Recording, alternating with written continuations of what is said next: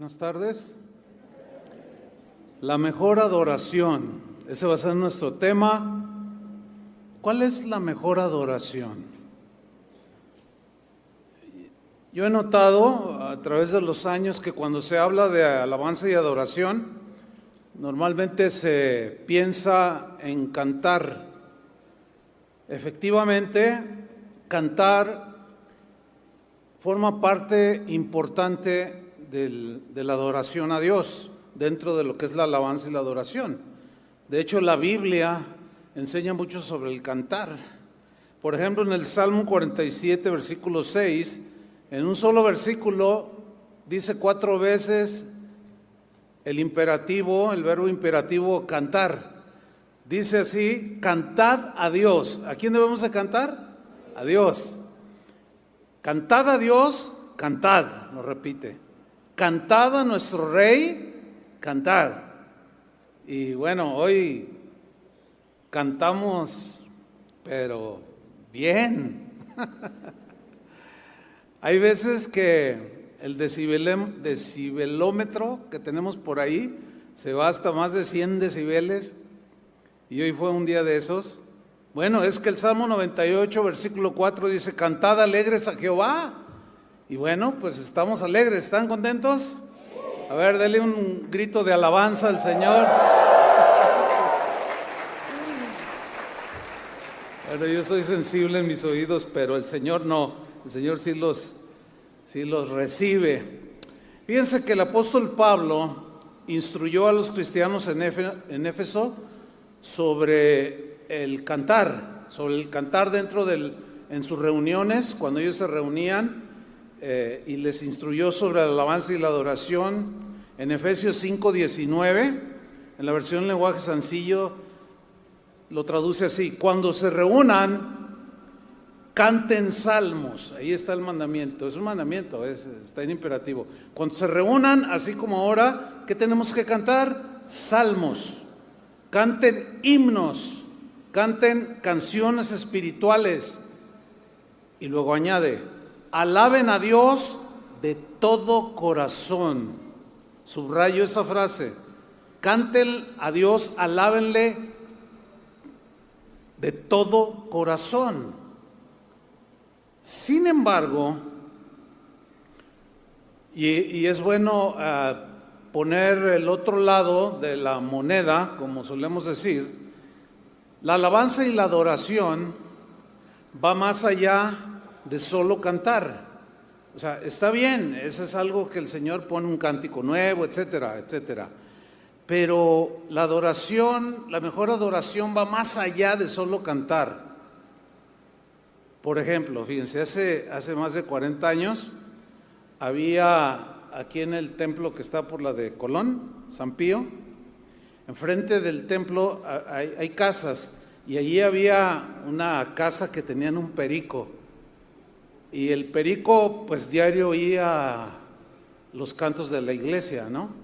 Entonces el perico llegó a ser el centro de atracción turístico, porque venía la gente a ver el perico, porque cantaba así el perico: bendito, bendito, bendito sea Dios. A ver todos: los ángeles cantan. Se puso bueno. Pues así cantaba el perico, pero el perico se murió y pues no se fue al cielo, entonces hay un dicho que dice: para cantar, pues cualquier perico, ¿verdad? Hasta hay otro que dice: para cantar cualquier mariachi. Entonces, miren, la alabanza y la adoración va más allá de cantar, porque hasta el perico cantaba. Y fíjense que Jesús reprochó a los fariseos, que eran muy enemigos de Jesús. Ellos adoraban a Dios, pero su corazón estaba lejos. Y eso podemos decir que podría ser la alabanza del perico. ¿Sí? Fíjense, en Mateo 15, versículo 8, Jesús les reprocha y les dice: este pueblo, el que él estaba viviendo en ese momento, el que estaba presenciando, de labios me honra. Fíjense, como decimos, de boca para afuera. de labios para afuera, mas su corazón está lejos de mí. Pues en vano me honran, que se puede traducir como adorar. Pues en vano me adoran, en vano me adoran, enseñando como doctrinas mandamientos de hombres. Entonces aquí puede ser irónico. Podemos cantar salmos, como dijo Pablo, podemos cantar himnos, podemos cantar cánticos espirituales, sin embargo, tener el corazón lejos de Dios. Esto es posible, se da. En una ocasión organizaron un evento muy grande en Centroamérica y yo, el primer día de la conferencia me tocaba a mí inaugurar con el mensaje, pero el avión se atrasó y cuando aterrizó pues ya era demasiado tarde y tuve que llegar prácticamente del avión al auditorio a predicar. Entonces no hubo tiempo de cambiarme, ¿no? Así como iba. No, pues así, porque ya es muy tarde y total llegamos, y cuando yo quiero entrar al auditorio, de entrada me fijé que había un par de miles de personas afuera del auditorio que no habían podido entrar porque ya se había llenado y era muy grande ese auditorio. Y cuando yo llego a la puerta, le digo al ujier, que hizo bien su trabajo, le dije, ¿me permites pasar? Y dice, aquí nadie pasa. Y yo le dije, es que yo soy el predicador. No, dice, hace rato me dijeron, una señora, que ella era la esposa de Miguel Casina y ni siquiera está aquí. Le digo, no, de verdad, yo soy el predicador. Me dice, aquí no entra nadie, porque no cabe ni un alfiler. Yo dije, bueno, y me quedé allí. Y en eso sale el que organizó el evento. Me dice, ¿qué estás haciendo aquí, Chuy? Pásale. Y el ujier, ay, ¿usted es Chuy? Bueno, es que como siempre anda así de trajecito, pues ahora no. Ay, disculpe, no te preocupes. Y cuando vamos entrando, era como un túnel. Y luego me dice el que me guiaba, pastor, ¿no habrá alguien allá afuera que necesite entrar? Y yo bromeando le dije, ¿sí? ¿Quién me dice para meterlo? Le dije, Jesús. Lo dejaste ahí afuera, tu fiesta acá, y lo dejaste afuera, pero yo lo dije bromeando. Entonces cuando llega al púlpito y antes de presentarme, dice el hermano, hermanos, y empieza a llorar. Y empieza a pedirle perdón al Señor. Y yo dentro de mí sentí bien feo. Dije, yo estaba bromeando. Pero de pronto reflexioné y dije, no, algo le está enseñando el Señor. Porque empezó a confesar, hermanos, hemos hecho mal, estamos muy ensimismados en nosotros, pensando en nuestra fiesta, en nosotros, toda esa algarabía, pero realmente no hemos invitado al principal. Y él estaba llorando y los llamó al arrepentimiento, oraron y todo. Y yo prediqué y ya después le dije, oye, yo estaba bromeando. Me dice, no, pero Dios me habló, me dice. Y así muchos tienen a Jesús allá afuera. De hecho, a los efesios es a los que les digo, yo estoy a la puerta y llamo. Que lo habían sacado de sus reuniones, lo habían sacado de donde ellos estaban, lo habían sacado de sus corazones, pero seguían cantando.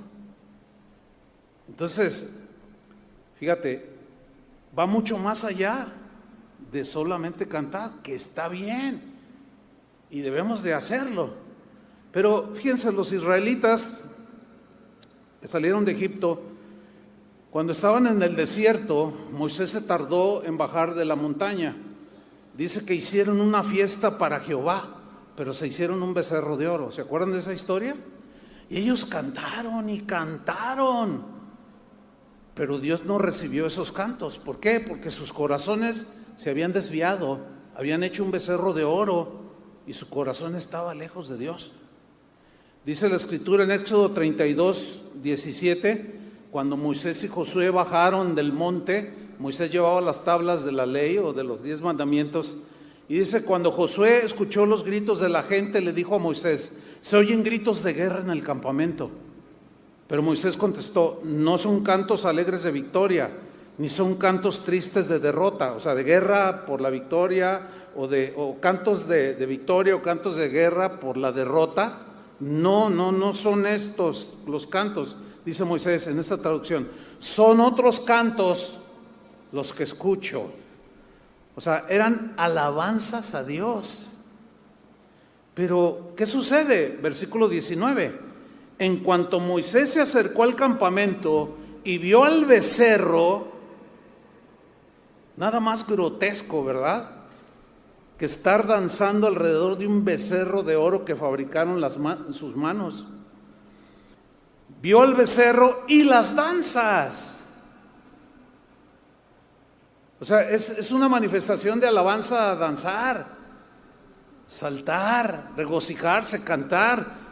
Pero notan que aquí se está desvirtuando todo. Y empezaron a hacerlo alrededor de un becerro. Y ardió Moisés de enojo y arrojó de sus manos las tablas, haciéndolas pedazos al pie del monte. Enseguida agarró el becerro y lo arrojó al fuego. Luego lo molió hasta hacerlo polvo, y el polvo lo roció sobre el agua. Entonces hizo que los israelitas bebieran de aquella agua. Miren, uno de los trabajos más laboriosos, más difíciles, más pesados, espiritualmente hablando, para un pastor o un líder espiritual, es quitar los ídolos del corazón de la gente, quitar los ídolos de nuestro corazón. Un ídolo es aquello que toma el lugar que merece Dios en el corazón, que es el primer lugar. Hay quien tienen como ídolo a su esposo, a su mamá, a su papá, a sus hijos, su trabajo, el dinero, y eso está en primer lugar. Y eso es lo más difícil, de derribar los ídolos. Miren, yo me he pasado más de 40 años derribando ídolos del corazón de los cristianos y todavía no termino. Y yo creo que me voy a morir y la gente va a seguir produciendo ídolos. ¿Por qué? Porque se desvirtúa la adoración. Y esto nos puede pasar a nosotros. Podemos cantar, podemos aplaudir, podemos danzar, y aún así nuestro corazón podría estar lejos de Dios, hermanos. Es ahí cuando nos podemos encontrar danzando alrededor de los becerros de oro que viven en nuestros corazones. Me voy a explicar. Podemos cantar, alegrarnos, aplaudir, danzar con el corazón lleno, no solo de idolatría, sino también de amargura. O sea, a ver. ¿Puede un cristiano tener amargura y reunirse y cantar salmos? Sí puede. ¿Puede un cristiano tener odio en su corazón y reunirse, como dice Pablo, y cantar cánticos espirituales? Sí puede. Igual hay corazones llenos de avaricia, o sea, están lejos de Dios. Otros están llenos de falta de perdón y odian al que los ofendió. La pregunta es, ¿Dios recibe este tipo de cantos? No. Hay algo allí que tenemos que ajustar. Nuestra vida tiene que ir de acuerdo a lo que decimos que creemos. Nuestras acciones tienen que ser coherentes con la enseñanza de Jesús. Miren, por ejemplo, en los tiempos del profeta Amós, allí en el Antiguo Testamento, algunos israelitas, cuando se reunían, alababan a Dios, cantaban, adoraban a Dios, se regocijaban, pero su corazón estaba lejos de Dios. Seguían haciendo sus cultos de adoración, pero sus vidas no honraban a Dios, no eran coherentes con lo que decían que creían. Y miren lo que Dios les dijo a esos que cantaban de esa manera. Amós capítulo 5 versículo 21, en la versión en lenguaje actual. Son textos bien fuertes, hermanos, pero se los voy a leer. Esta versión dice así: Dios está hablando y les dice: yo aborrezco sus fiestas religiosas. Fiestas religiosas, hay de todo tipo, ¿sí o no? a fiestas religiosas donde la devoción de la gente, la fe se desborda y al final la borrachera pero con todo. Es más, hasta en un bautizo, después de bautizar, se ponen unas borracheras y unos bailongos, le dan rienda suelta a la carne impresionante. Y Dios dice: yo aborrezco sus fiestas religiosas, no soporto sus cultos de adoración. Híjole, leo esto y digo: ay, Señor, yo no sé qué haría si el Señor descendiera o dijera a mi corazón o nos hablara y dijera: ¿saben qué? Ya bájenle, no soporto sus cultos de adoración. Está fuerte, ¿no? Pero ahí no termina, dice el versículo 22. Sigue Dios hablando y dice: ustedes se acercan a mí trayendo toda clase de ofrendas, pero yo no quiero ni mirarlas. Versículo 23: vayan a cantar a otra parte. No quiero oír esa música de arpa. Está bien fuerte, ¿a poco no? ¿Se dan cuenta que tener devoción a Dios va mucho más allá de cantar? Ahí está. Dice el versículo 24, aquí está la razón del por qué el Señor no aceptó sus cánticos de adoración. Aquí está, versículo 24: mejor traten con justicia a los demás, porque el patrón retenía el salario, defraudaba al otro, le robaba, lo transeaba. Dice: no me vengas a cantar después de hacer todas esas cosas, porque no las acepto, las aborrece mi alma. Mejor traten con justicia a los demás y sean justos como yo soy justo. ¿Se dan cuenta ahora cómo el Señor se mete en el ámbito de la adoración a Él con las vidas de cada uno de los adoradores? ¿Lo están notando? O sea, con sus acciones, ya no con algo externo como cantar o visible como cantar, sino se va al corazón. Por eso Jesús les dijo a los fariseos de aquel tiempo: ustedes de labios me honran, pero su corazón está lejos de mí. Dice: abunden sus buenas acciones como abundan las aguas de un río caudaloso, porque se portaban mal, eran muy mala onda. Había hombres que golpeaban a la esposa y luego iban al templo a adorar, a cantar. Y dice Dios: no puedo aceptar eso. Entonces llegamos a la conclusión que cantar dentro de la alabanza y la adoración es importante. Sin embargo, para que Dios acepte nuestros cantos, debemos respaldarlos con un estilo de vida acorde a la enseñanza de Jesús. ¿Me estoy explicando? Una vida consagrada, una vida entregada que vaya de acuerdo a la enseñanza de Jesús. Miren, Dios acepta nuestros cantos de adoración cuando nuestro corazón está cerca de su corazón, que escuchamos los latidos de su corazón, entiéndase la palabra de Dios, y cuando nuestra vida lo glorifica con nuestras acciones. No como aquella mujer samaritana con la que Jesús platicó en aquel pozo de Jacob, ¿se acuerdan? Que dame agua. Bueno, sí, te doy agua, pero ve y llama a tu marido y ven acá. Y ella le dice: no tengo marido. Y Jesús le dijo: sí, has dicho verdad, no tengo marido, pero 5 maridos has tenido y el que ahora tienes 6 llevaba la señora. El que ahora tienes no es tu marido. Y en eso le cambia la plática a esta mujer. Le dice: nuestros padres adoraron en este monte y ustedes dicen que es Jerusalén y que no sé. Y de pronto se puso muy religiosa, muy espiritual. Miren, muy espiritual, de adoración, que aquí esto es lo correcto. Religiosa con 6 hombres en su vida. Y Jesús dijo: no, yo vengo a arreglar tu vida, precisamente de ese engaño en el que tú estás viviendo. ¿Cuánta gente vive así? Cree que por cantar, por ofrendar o por hacer actividades espirituales como ayunar, orar, cree que ya. No, es que es la vida completa, no nada más las acciones externas, sino una vida que respalde la adoración que le damos al Señor. Entonces, la mejor adoración va mucho más allá de solo cantar.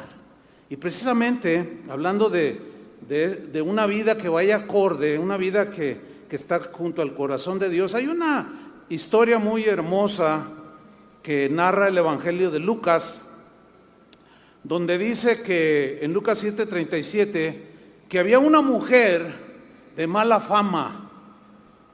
Una mujer de mala fama, se entiende que no tenía un buen testimonio en la comunidad.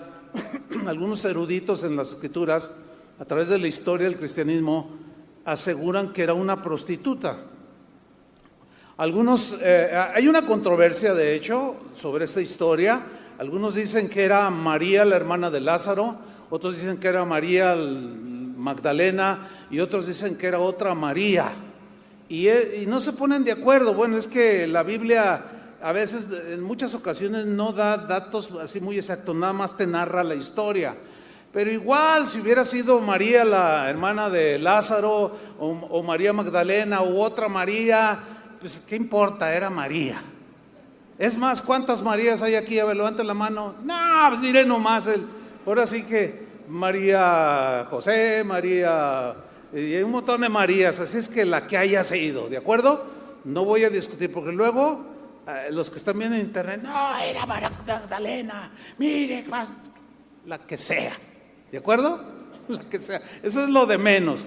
Pero veamos la historia. Dice que una mujer de mala fama que vivía en aquel pueblo supo que Jesús estaba comiendo en casa de Simón. ¿Quién era Simón? Era un fariseo, un religioso, que había invitado a Jesús a su casa a comer, y esta mujer oyó. Ella no fue invitada, pero de alguna manera se coló.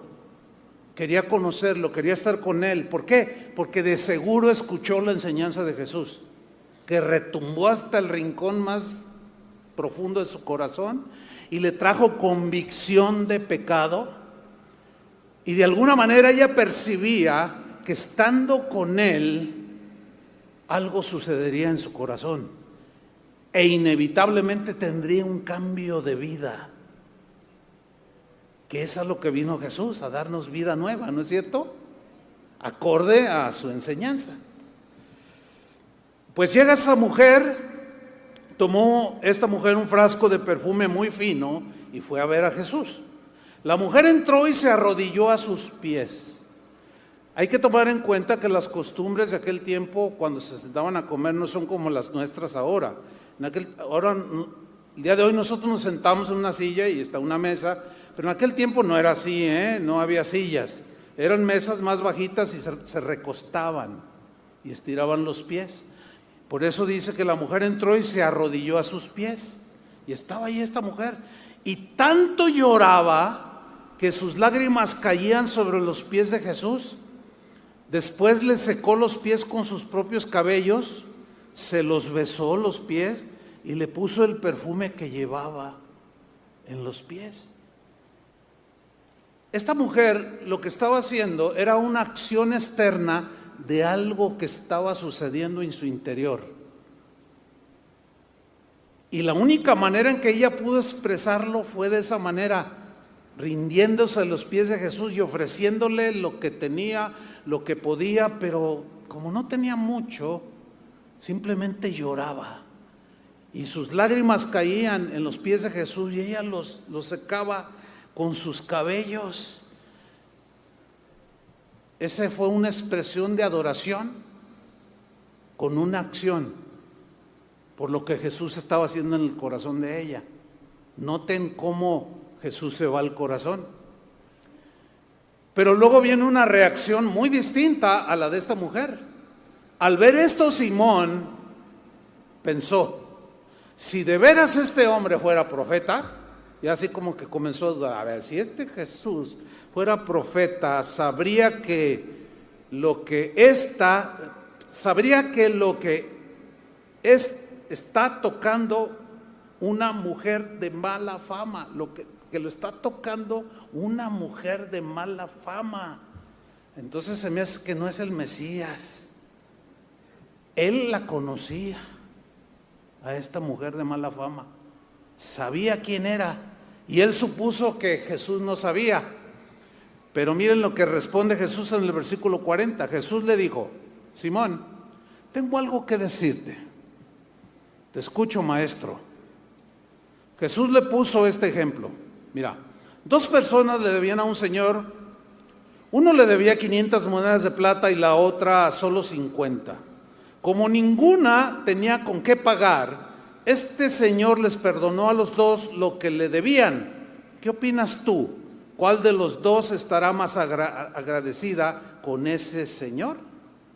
Simón contestó: la que debía más, la persona que debía más. Por supuesto, muy bien, le dice Jesús, muy buen razonamiento. La que debía más está más agradecida por perdonarle la deuda. Luego Jesús miró a la mujer que estaba de este lado junto a sus pies, y Simón quizás estaba enfrente de Jesús, lo más seguro.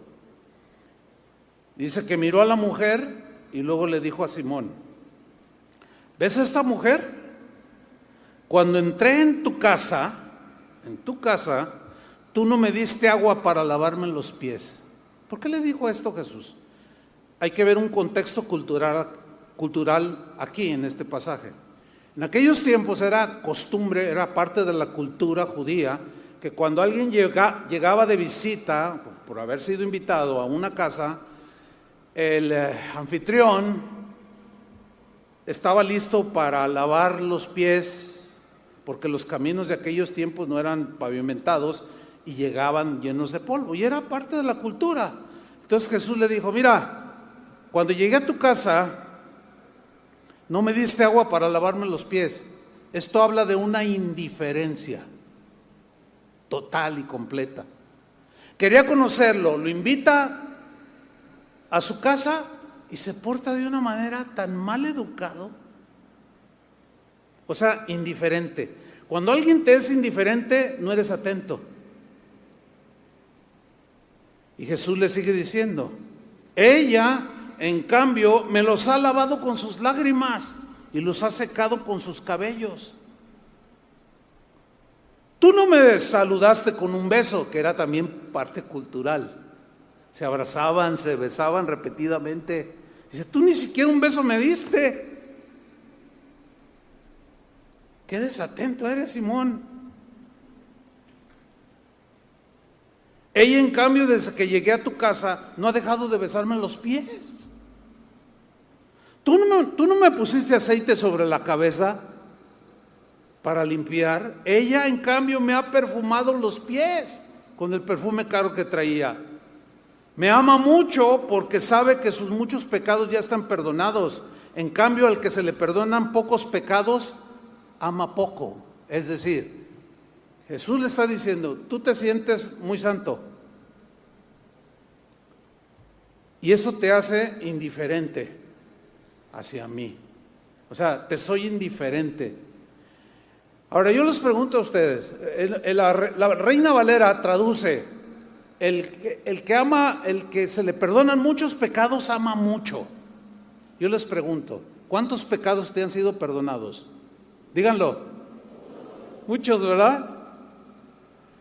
¿Y por qué, si tú admites esto, por qué somos tan indiferentes con Jesús? ¿Se dan cuenta? Allí ya no armoniza, porque ella hizo todo lo posible, se desvivió por demostrarle que estaba agradecida y derramó su corazón allí completamente. De ahí se deriva todo lo que, bueno, hemos enseñado a través de los años, y una vez más se lo repito. De ahí se deriva aún, fíjese, cuando nos reunimos, el llegar temprano. Eso habla de la importancia que le das al que vienes a ver. Yo les aseguro que algunos, si mañana tuvieran una entrevista para un trabajo que necesitan y están citados a las 9, lleguen a las 10. ¿Quién hace eso? Nadie hace eso. Pero ¿por qué con Jesús sí? Ahí está la incongruencia, ¿verdad?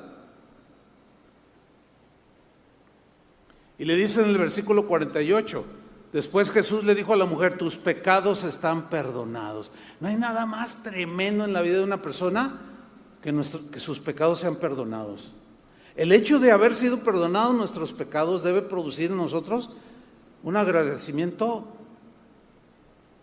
que no debe cesar de expresarse. Y este se expresa en la vida y en el canto a Él, porque pone un canto nuevo, porque somos nuevas criaturas. Esta mujer fue perdonada y transformada, y sin duda que vivió toda su vida para Jesús, y su vida se convirtió de ser un desastre, se convirtió en una vida de adoración constante por el cambio de vida que sufrió en su interior. Precisamente Jesús habló sobre la vida de sus discípulos, que debería de ser una adoración constante. ¿Se acuerdan cuando Jesús dijo, ustedes son la luz del mundo? Miren, vamos a leer ese pasaje en la versión en lenguaje actual. Mateo 5:14, lo traduce así: ustedes son como una luz que ilumina a todos. Son como una ciudad construida en la parte más alta de un cerro y que todos pueden ver. Nadie enciende una lámpara para meterla debajo de un cajón. Sí, lógico eso. Todo lo contrario. La pone en un lugar alto para que alumbre a todos los que están en la casa. Y luego mire lo que viene en el versículo 16. De la misma manera, la conducta de ustedes debe ser como una luz que ilumine y muestre cómo se obedece a Dios. Hagan buenas acciones, que era lo que les reprochó en el tiempo de Amós. No me canten, no voy a recibir. Quiten sus instrumentos, no los acepto. Odio sus reuniones de oración. No, lo que quiero es que ordenen su vida y luego cántenme. Ordenen su vida, sean justos con los demás, así como yo soy justo, etcétera, etcétera. Hagan buenas acciones, así los demás las verán y alabarán a Dios, el Padre de ustedes que está en los cielos. ¿Notan cómo Jesús aquí ya se mete de lleno en lo que tiene que ver con la mejor adoración, con un estilo de vida, con las acciones de cómo vivimos, cómo enfrentamos la vida, cómo tratamos a los semejantes? Entonces aquí la pregunta lógica es, entonces, pastor, ¿cuál es la mejor adoración? Así se llama, este es el título del mensaje, la mejor adoración. Pero entonces, ¿cuál es la mejor adoración? A este punto ya deberíamos saber cuál es la mejor adoración. La mejor adoración es una vida de obediencia. Es una vida de obediencia al Señor, obediencia a su palabra, obedecer al Señor en su enseñanza, lo que Él nos enseñó, lo que Él dejó a los apóstoles para que enseñaran y que hicieran discípulos. Por ejemplo, tenderle la mano al necesitado. ¿Sabían ustedes que cuando tú tiendes la mano al pobre o al que está en una necesidad y con amor y misericordia y le tienes la mano y lo ayudas, ese es un acto profundo de adoración? ¿No sabías? Pues ahora ya lo sabes. Va mucho más allá de cantar o de solo cantar. Por ejemplo, la parábola del buen samaritano nos ilustra muy bien lo que es un acto de adoración cuando le tendemos la mano al que está en desgracia. Se le acercó a Jesús un hombre y le dijo, ¿quién es mi prójimo? No sé, no entiendo. Y era un maestro de la ley, imagínense. Pero él hipócritamente le dijo eso a Jesús, no sé quién es. Y Jesús pacientemente le dijo, fíjate que un hombre descendió de Jericó a Jerusalén y en el camino lo asaltaron unos ladrones, le robaron todo, lo golpearon, lo dejaron medio muerto. De pronto aparece un sacerdote, y viéndolo pasó de largo, lo miró, ni le saludó, ni hizo nada y se fue. Y luego pasó un levita que era alguien que servía también en la casa de Dios, y lo miró y pasó de largo. Pero fíjate que luego pasó un samaritano al que ustedes no quieren. Ustedes odian a los samaritanos. Y ese samaritano, cuando lo vio, fue movido a misericordia y se acercó y vendó sus heridas y le dio de comer y lo ungió con aceite para sus heridas y lo llevó a un hostal y ahí cuídenmelo y mañana regreso y cuando regrese les pago lo que gastaron. Le pregunta, ¿quién crees que fue el prójimo? ¿Quién crees que hizo la voluntad de Dios? No, pues el samaritano. Haz tú lo mismo. ¿Se fijan cómo eso es lo que acepta el Señor? Porque para cantar, bueno, pues el perico cantaba. Las acciones, hermanos, el estilo de vida, eso es lo que respalda nuestro cantar, ¿sí? O como cuando Jesús dijo también en otro pasaje en la Biblia, todo lo que hicisteis con uno de estos mis pequeñitos, a mí me lo hicisteis. Cuando te vimos hambriento, te dimos de comer, sí. Cuando te vimos mal, enfermo, te visitamos, qué sé yo, oramos por ti. Sí, qué bueno. De cierto les digo, todo eso que hicisteis, a mí me lo hicisteis. ¿Notan cómo son acciones? ¿Notan cómo es un estilo de vida? No es solamente cantar y hacer después, cantar como santo y después vivir como demonio. No va, o sea, no, como dicen los jóvenes, no amarra, no embona, es ilógico. En Juan 14:15 Jesús dijo lo siguiente, en la versión del lenguaje sencillo, Él dijo, ustedes demostrarán que me aman si obedecen lo que les mando. En la Reina Valera dice, si me amáis, guardad mis mandamientos. Ahora, esto que voy a hacer lo he hecho antes, pero lo voy a hacer de nuevo. Dice, si me amáis, guarden mis mandamientos. Ustedes demostrarán que me aman si obedecen lo que les mando. Ahora la pregunta, que algunos ya saben, es esta. ¿Cuántos aman a Dios? Díganlo, ¿cuántos aman a Dios? No, qué aguado todo. Aman a Dios, amén. Uy, si estuviera aquí Jesús, así le dirían. Ven cómo somos un poco así como, no tenemos la conciencia de que Él está aquí. No la tenemos porque no lo vemos, pero Él está aquí. ¿Cuántos dicen amén? Amén. Eso. ¿Cuántos aman a Dios? Amén. Sí. Él oyó, Él vio, Él sabe, ok. Pero aquí la segunda pregunta es, ¿cuánto amas a Dios? Cuando he preguntado, ¿cuánto amas a Dios? La gente responde, hasta el cielo. Dan respuestas así muy raras, ¿no? ¿Cuánto amas a Dios? Hasta el cielo. Y si le preguntan a un jalisquillo, ¿cuánto amas a Dios? Bien mucho. Si le preguntas a un argentino, muy mucho. Pero lo siguiente es la verdad. Yo amo a Dios no por cuánto digo que lo amo. O sea, mi real medida de amor que yo tengo hacia Dios es la medida que yo obedezco sus mandamientos. Si yo digo que soy cristiano y lo obedezco poco en sus mandamientos, poco lo amo. ¿Están entendiendo?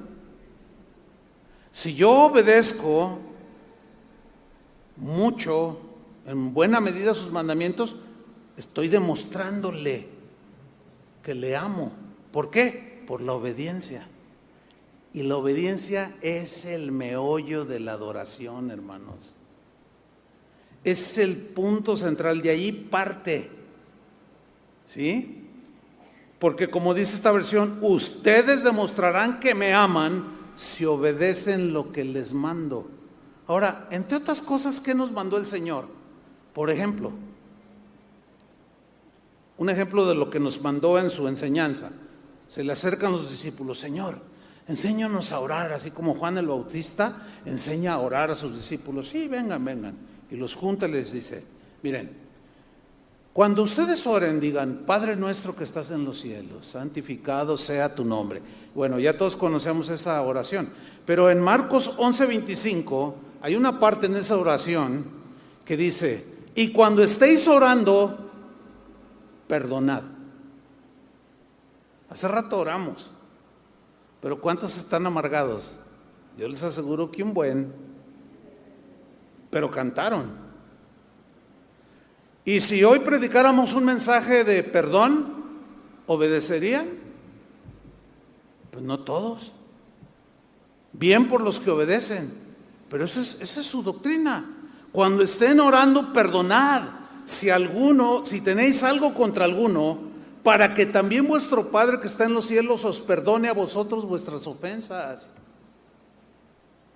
Me temo que puede haber algunos de entre nosotros que hemos perdido el tiempo, porque tenemos amargura en el corazón contra alguien y no lo perdonamos, pero sí cantamos. El Señor se tapa los oídos. No te quiero oír.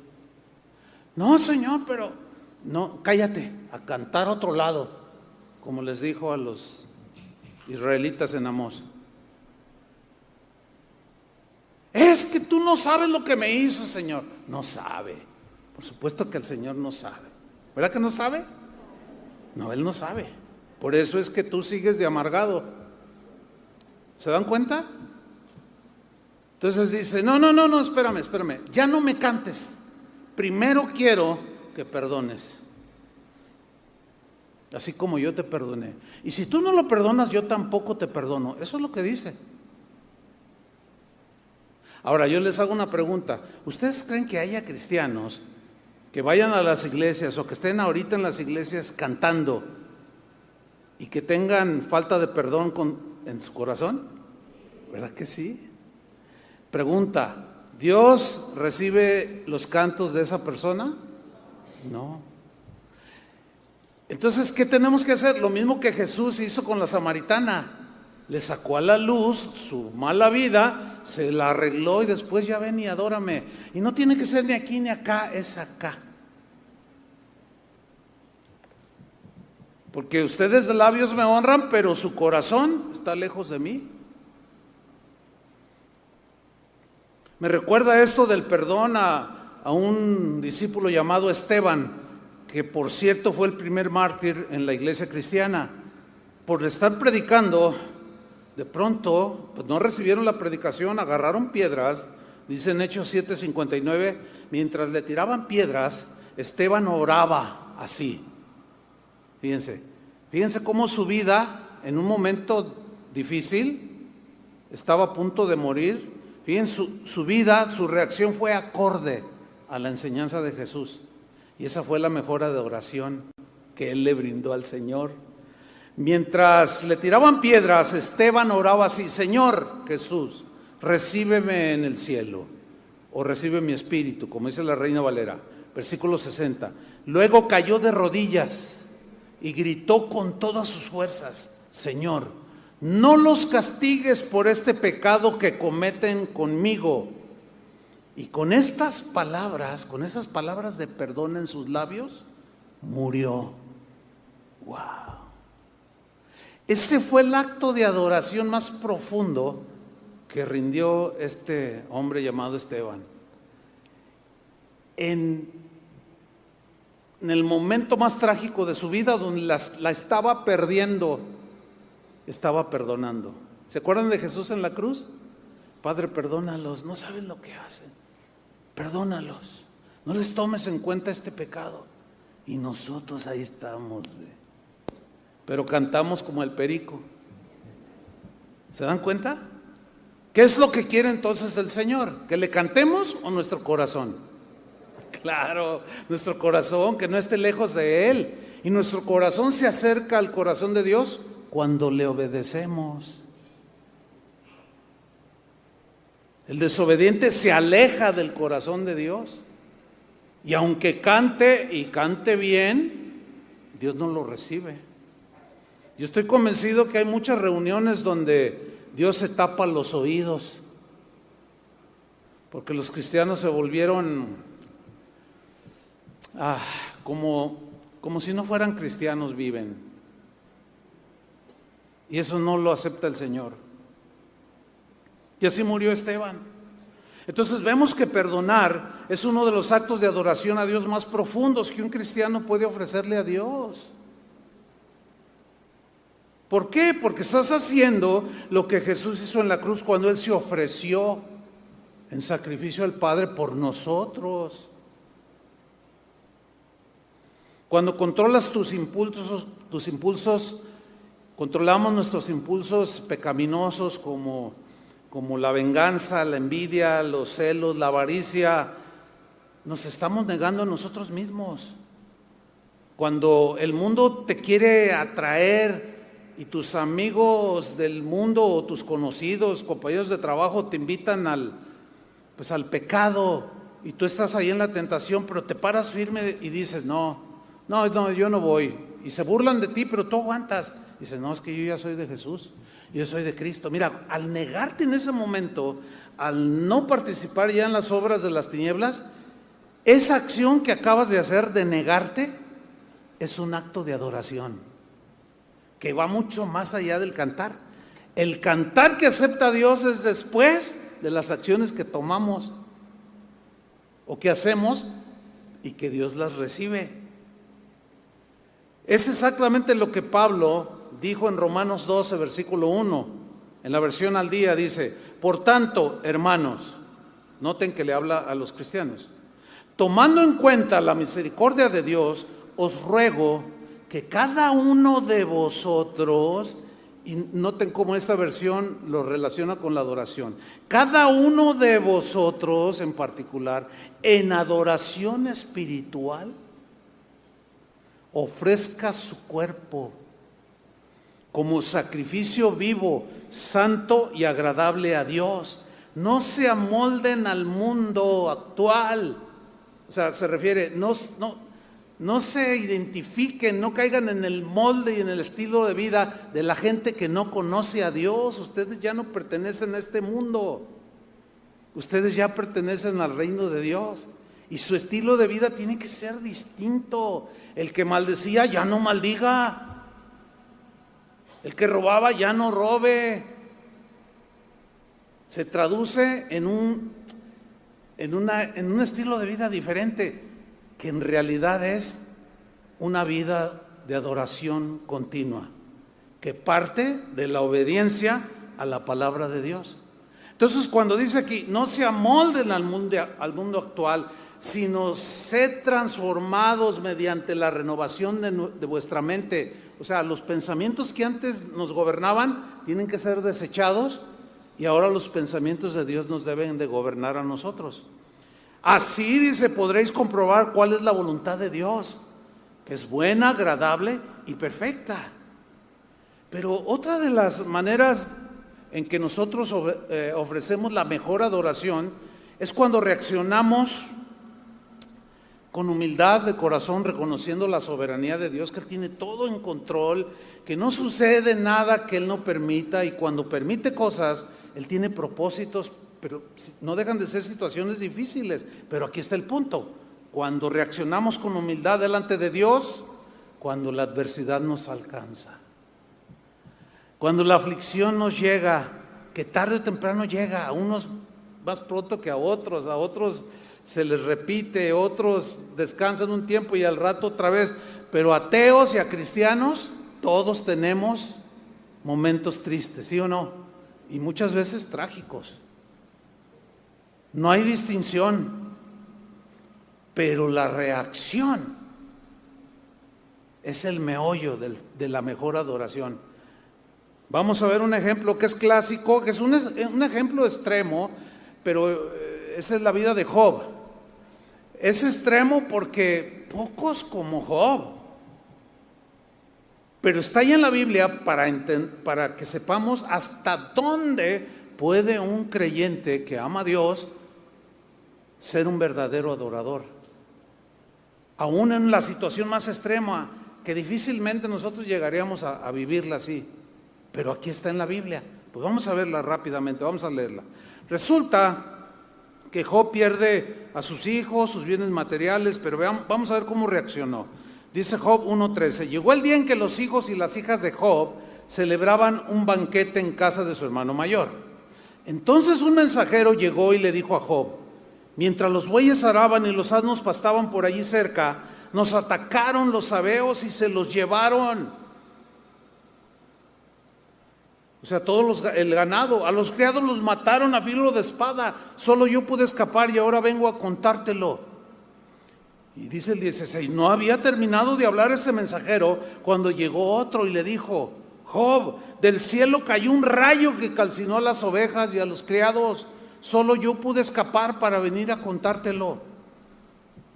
No había terminado de hablar este mensajero cuando otro más llegó y dijo: unos salteadores caldeos vinieron y dividiéndose en 3 grupos se apoderaron de los camellos y se los llevaron. Se les robaron todo. A los criados los mataron a filo de espada. Solo yo pude escapar para venir a contártelo, una tras otra. No, eso abruma, ¿sí o no? O sea, eso rompe el corazón y eso te mete en confusión por lo difícil de la situación. Pero sigamos leyendo, versículo 18. Aún no había terminado de hablar este mensajero cuando otro llegó y dijo: tus hijos e hijas estaban celebrando un banquete en casa del mayor de todos ellos. Y de pronto, Job, un fuerte viento del desierto dio contra la casa y derribó sus 4 esquinas. La casa cayó sobre los jóvenes y todos tus hijos se murieron. Híjole. Solo yo pude escapar y ahora vengo a contártelo. ¡Qué tremendo! Es un caso extremo porque yo no conozco a alguien que haya sufrido esto. Que de una tras otra se quede sin hijos y sin bienes, sin nada. Ahora, si usted me pregunta: pastor, ¿qué hubieras hecho tú? La verdad, no sé, pero yo ahora se la reviro.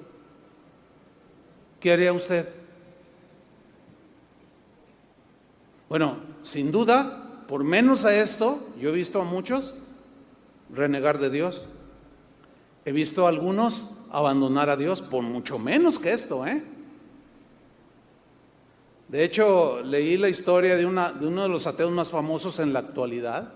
Él vive y se la pasa en las universidades y dando conferencias acerca de su ateísmo. Él es un científico, tiene una mente muy ilustre, es muy preparado, pero él es ateo. Pero en uno de los debates que él tuvo, uno le dijo: se me hace que tú tuviste algún problema en tu juventud con Dios. Y de pronto se le quedó viendo y reaccionó y dijo: sí, porque yo fui cristiano, dice, cuando era un niño y un joven. Mi mamá, íbamos a la iglesia, yo nada más tenía a mi madre. Y un día ella enfermó de cáncer y yo con todo mi corazón le pedí: Señor, sánala, el único que tengo. Y se la llevó. ¿Y por qué se la llevó? Y me dejó en la orfandad y Dios me abandonó. Y se amargó contra Dios y lo dejó, porque no sanó a su mamá. Que de todas maneras, de algo nos tenemos que morir, ¿sí o no? Entonces, ¿por qué amargarse contra Dios? Pero sucede, ahí está, sucede. ¿Pero qué hizo Job? Esto es lo extraordinario de la vida de Job. Un varón justo, apartado del mal, temeroso de Dios. Dice en el versículo 20: en ese momento Job se levantó. Estaba ahí sentado porque siéntate, te vamos a decir estas noticias. Se levantó y rasgó las vestiduras, se rasuró la cabeza, que era una expresión de duelo en aquel tiempo, y luego, abatido, completamente deshecho y destrozado, cayó al suelo. Pero lean con atención: cayó al suelo, pero ¿cuál era su actitud? Me gusta la traducción porque refleja lo que realmente fue. La Reina Valera dice que se arrodilló, se postró y adoró a Dios. Pero esta traducción me aclara un poco más. O escucha las malas noticias: cae al suelo en actitud ¿de qué? De adoración. ¿Se dan cuenta? O sea, y no estaba cantando: Me gozaré en la presencia del Señor. No estaba cantando eso. Estaban en una desgracia, pero su actitud fue ¿de qué? De adoración. Ante la adversidad, entonces él dice en el versículo 21, entonces Job dijo: desnudo salí del vientre de mi madre y desnudo he de partir. El Señor ha dado, el Señor ha quitado. Bendito sea el nombre del Señor. ¿Qué manera o qué clase de adorador? Nivel extremo. ¿Se dan cuenta que adorar a Dios, alabar a Dios, adorar a Dios va mucho más allá que cantar? Aunque el cantar es la expresión posterior, porque sin duda Job en esos tiempos de aflicción sí adoró, su actitud era de humildad, aceptando la soberanía de Dios. Y no tengo la menor duda que él se ponía las manos en su corazón, alzó su rostro y cantó. Cantó a lo mejor el primer salmo que no está registrado, no lo sé. Como los salmos de David, donde decía que inundaba de llanto su cama y mojaba la almohada de tanto llorar. Estaba afligido, pero lo hacía cantando. Adoraba al Señor. Entonces, cualquier actividad espiritual, ya sea alabar a Dios, servirle, ofrendar, ayunar y aún orar, solo son rituales vacíos, sin sentido, a menos que se hagan con una actitud de adoración y de obediencia a Dios. ¿De qué? De obediencia a Dios. Para terminar, el ejemplo de Abraham. La vida de este hombre es uno de los ejemplos en la Biblia de la mejor adoración que le podemos ofrecer al Señor, que es una vida continua de obediencia. Dice en Hebreos 11:8 que por la fe Abraham, siendo llamado, esto está registrado en Génesis, cuando Dios lo llamó de Ur de los Caldeos y le llamó Abraham, y él, ¿quién? Sí, ¿quién? Yo soy Dios, le dice. Salte de tu tierra y de tu parentela. O sea, se le reveló a Abraham. Y dice aquí, por la fe Abraham, siendo llamado, o sea, creyó en el que no veía, siendo llamado.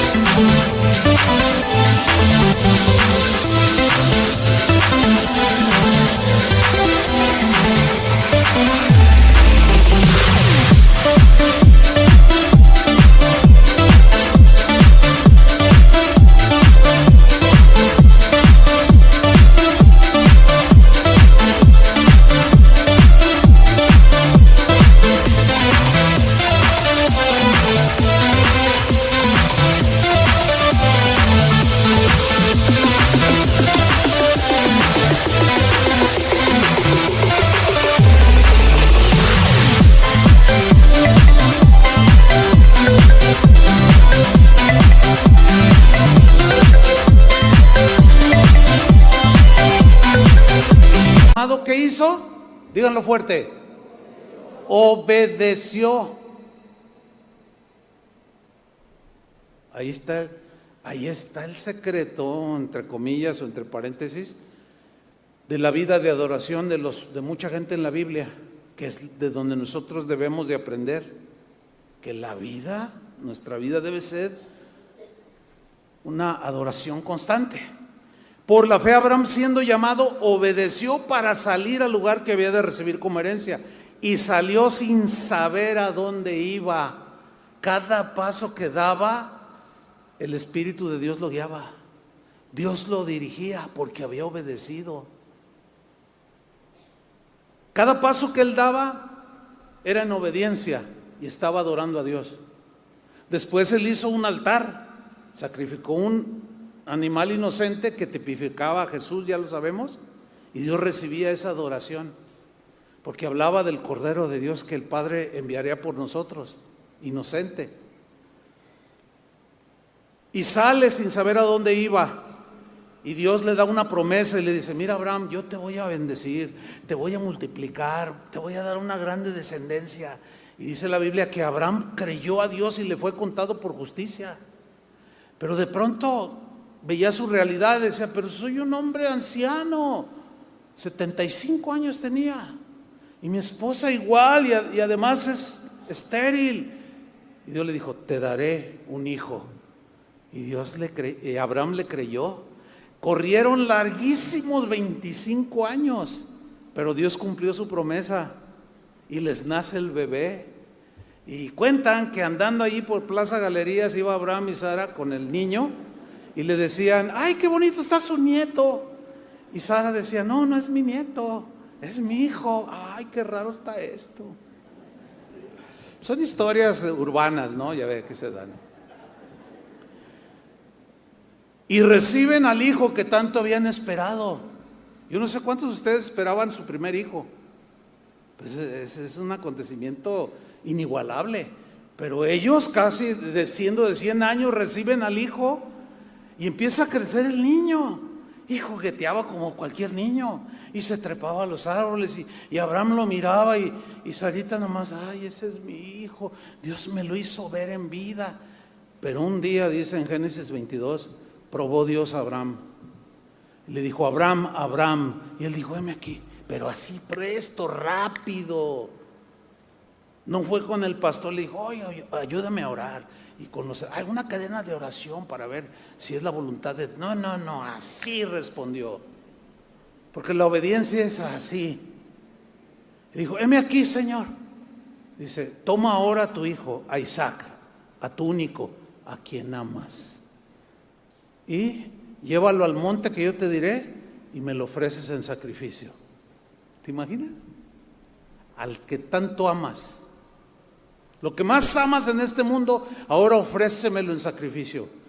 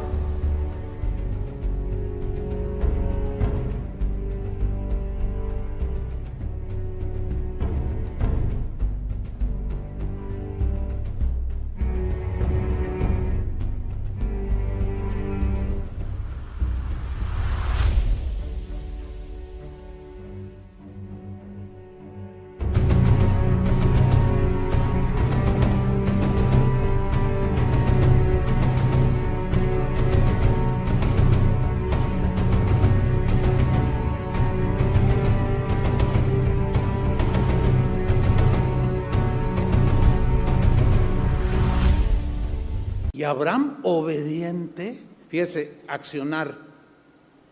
Tomó a su hijo, le dijo: vente, hijo. Tomó un asno, tomó la leña y fueron caminando. Dios guiando otra vez sus pasos al monte que le iba diciendo: hacia allá dirígete. Una vez que estaba allí, el niño lo miró. Papá, le dice: ¿dónde está el holocausto? Aquí está la leña, pero no veo el cordero. Y Abraham le contestaba: Dios proveerá, hijo, Dios proveerá. Pero en el corazón de Abraham, de seguro en su mente había confusión. Pero dice la Biblia en Hebreos que él lo ofreció sabiendo que de alguna manera Dios se lo iba a regresar. O sea, que lo iba a resucitar. Y que Isaac en realidad es un tipo de Cristo. El Padre ofreció lo que mejor tenía por nosotros, a su único, a Jesús, y lo resucitó para nuestra salvación. Entonces lo tomó y lo amarró en el altar, tomó un cuchillo, y cuando, fíjate, es que trata de imaginarte un poco. Yo creo sin duda que él estaba llorando, confundido, pero esa confusión no le impidió obedecer. y ofrecerle a Dios la mejor adoración, que es la obediencia. Y tomó el cuchillo y cuando estaba a punto de degollarlo, dice Génesis 22:12, luego el ángel llegó y le dijo: detente, le dice, no le hagas daño al muchacho, no le hagas nada, porque ahora sé que tú respetas y obedeces a Dios, porque no le negaste a tu único hijo. Y nosotros le negamos cualquier cosa, cualquier cantidad de cosas. Pero Él no nos negó a su hijo Jesús, lo mejor que Él tenía. Abraham había ofrecido al Señor la mejor adoración, su obediencia. Esa es la mejor adoración. Obedece a Dios, aún en los mandamientos más pequeños. Nadie es perfecto, todos estamos creciendo, yo entiendo esto. Ninguno de nosotros es ya la perfección, no. Pero hacia allá vamos, creciendo, madurando, obedeciendo, entendiendo, teniendo revelación de Dios. Y que nuestra vida sea una vida de adoración continua, no solo en estos momentos tan deleitosos, porque es deleitoso estar como cuerpo de Cristo alabando al Señor, es maravilloso. ¿A poco no?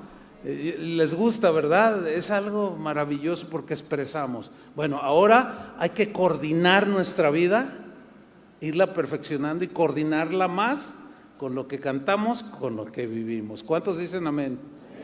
De esa manera el Señor recibe la mejor adoración. Después de eso, cantemos todo lo que queramos. Y Dios se va a regocijar con nosotros, porque Él canta también cuando nosotros cantamos. ¿Se acuerdan de ese versículo? Pónganse de pie, hermanos. ¿Cuál es tu mejor adoración? La obediencia. Ahora levanta tus manos al Señor y dile: Señor, gracias por tu palabra, que me ilumina mi ser, mi espíritu, mi alma, mi mente, me aclara los pensamientos y las intenciones del corazón. Y podemos reconocer, Señor, que tu palabra es la verdad. Y tu palabra, Señor, la verdad nos hace libres. Libres de tantas cosas, Señor, que aprisionan el corazón del ser humano, que luego termina alejándonos de ti, Padre. Y podemos tener acciones en apariencia piadosas, como cantar, como levantar las manos, aún orar, ayunar, o sea, cosas que tienen que ver con la piedad, y sin embargo nuestro corazón está lejos. Pero hoy, Señor, queremos arreglar nuestra vida como aquella samaritana que tenía 5 maridos y vivía con otro, ya llevaba 6. O como aquella mujer que llegó y enjugó tus pies con sus lágrimas, reconociendo que era pecadora. Todas la condenaban, pero tú la perdonaste y le dijiste: tus pecados son perdonados. Y ella te amó mucho, Señor. Y nosotros reconocemos que nuestros pecados, que son muchos, han sido perdonados. Por consiguiente, Señor, deberíamos de amarte mucho. Pero eso se va a reflejar en nuestra vida cotidiana, porque te amamos, obedecemos. Y podemos levantar nuestras manos y cantarte con alegría, con regocijo, pero también derramar nuestro corazón en gozo, en alegría, aún en medio de la aflicción. Aún pueden ser cantos tristes, dirigidos a ti, como algunos salmos, pero son cantos de acercamiento, son cantos de reflexión que nos acercan a tu corazón, Señor. Señor, jamás quisiéramos ni queremos oír que tú nos dijeras: quiten sus reuniones, no las quiero. No, Señor. Que nuestras vidas primeramente sean como olor fragante, como incienso que sube hasta tu presencia, de olor fragante. Y en medio de todo eso, de esa vida de adoración, nuestros cantos te exalten, Señor. Nuestros cantos reflejen lo que hay dentro de nuestro corazón. Mira a tu pueblo aquí, Señor, y ten misericordia y ayúdanos, Señor, a corregir nuestra vida, a ser más justos, a ser más íntegros, a ser mejores padres, mejores esposos, mejores cristianos, mejores hijos tuyos, Señor. Y esto glorificará tu nombre.